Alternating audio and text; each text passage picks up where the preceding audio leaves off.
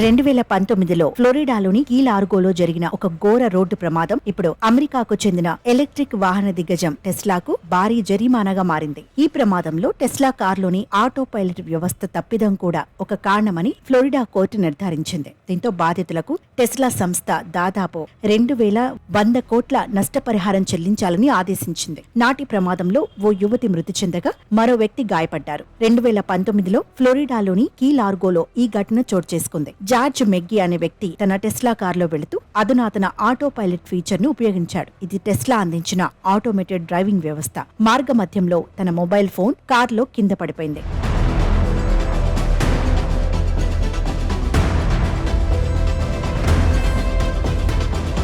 ఎలాగూ car auto pilot మోడ్లోనే ఉందని భావించిన జార్జ్ కిందకు వంగి ఫోన్ తీసుకునేందుకు ప్రయత్నించాడు. ఇదే సమయంలో కారు అదుపు తప్పి పక్కనే పార్క్ చేసి ఉన్న ఓ కారును ఢీకొట్టి 2 వ్యక్తుల పైకి దూసుకెళ్లింది. ఈ ఘటనలో ఓ 22 ఏళ్ల యువతి అక్కడికక్కడే ప్రాణాలు కోల్పోగా ఆమె స్నేహితుడు తీవ్రంగా గాయపడ్డాడు. ప్రమాద తీవ్రతకు యువతి మృతదేహం 75 అడుగుల దూరంలో ఎగిరిపడింది. ఈ ఘటనపై బాధిత కుటుంబాలు కోర్టును ఆశ్రయించాయి. దీనిపై సుదీర్ఘ విచారణ తర్వాత తాజాగా ఫ్లోరిడా కోర్టు కీలక తీర్పు ఇచ్చింది.